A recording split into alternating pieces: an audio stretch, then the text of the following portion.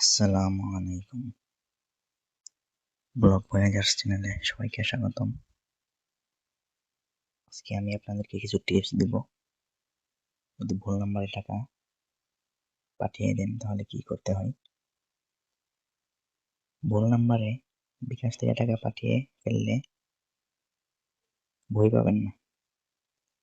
এই ভিডিওতে আমি সেট বাই সেট দেখাবো কিভাবে ভুল ট্রানজ্যাকশনের টাকা 100% ফেরত আনা যায়। ভিডিওটা শেষ পর্যন্ত দেখবেন। একটি ছোট বলে টাকা হারাতে পারেন।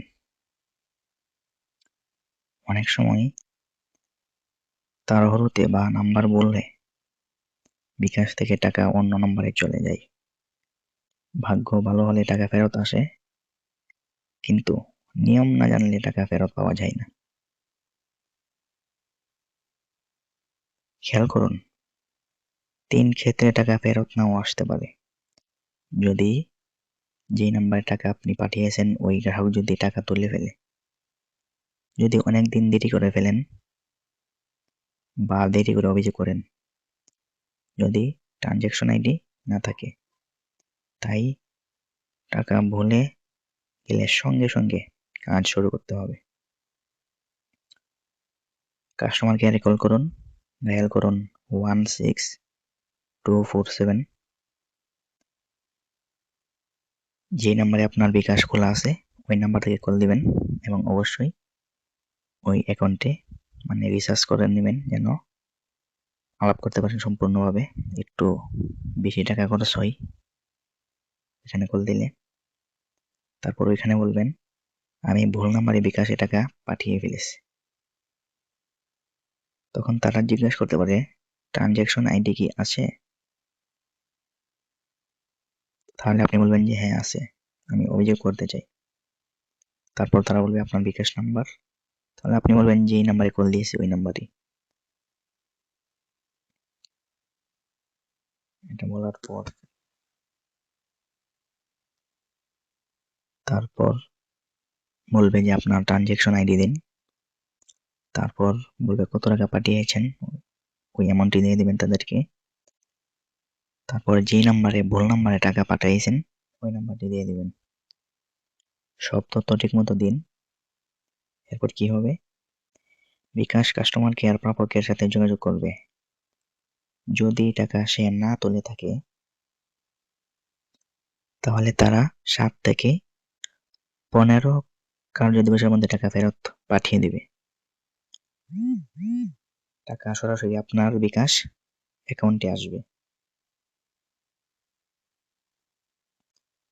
এর আগে একটি গুরুত্বপূর্ণ টিপস বলে নিই। ট্রানজ্যাকশন আইডি এসএমএস ডিলিট করবেন না, যত দ্রুত সম্ভব অভিযোগ করবেন।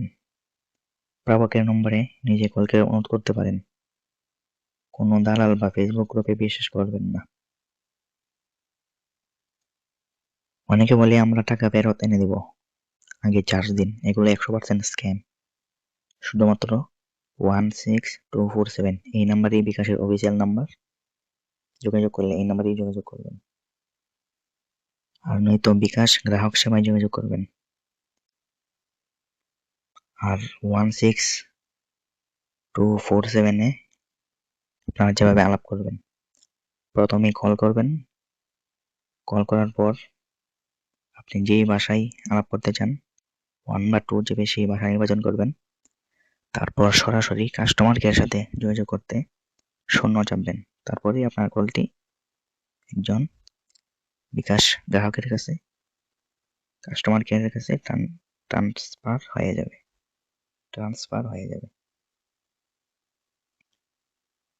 আর যদি আপনি বিকাশ গ্রাহক সেবায় যেতে চান তাহলে আপনি খোঁজ নিয়ে দেখবেন যে আপনার এলাকায় বিকাশ গ্রাহক সেবা কোথায় আছে, তো ওইখানে আপনারা চলে যাবেন।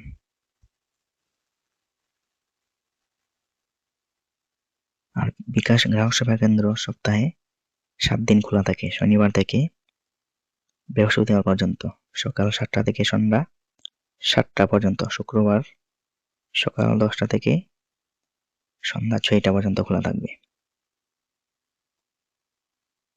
আর এই ভিডিওটি অবশ্যই সেভ করে রাখুন। কারণ যে কোনো সময় দরকার হতে পারে। ভিডিওটি যদি আপনার কাজে লাগে তাহলে অবশ্যই লাইক দিন, আর এমন ভিডিও পেতে চ্যানেল সাবস্ক্রাইব করুন। ভালো থাকুন, সুস্থ থাকুন এবং পরিবারের সঙ্গে সুস্থ থাকুন, এই কামনাই করি। দেখা হবে পরবর্তী ভিডিওতে। আল্লাহ হাফেজ। আসসালামু আলাইকুম ওয়া রাহমাতুল্লাহি ওয়া বারাকাতুহু।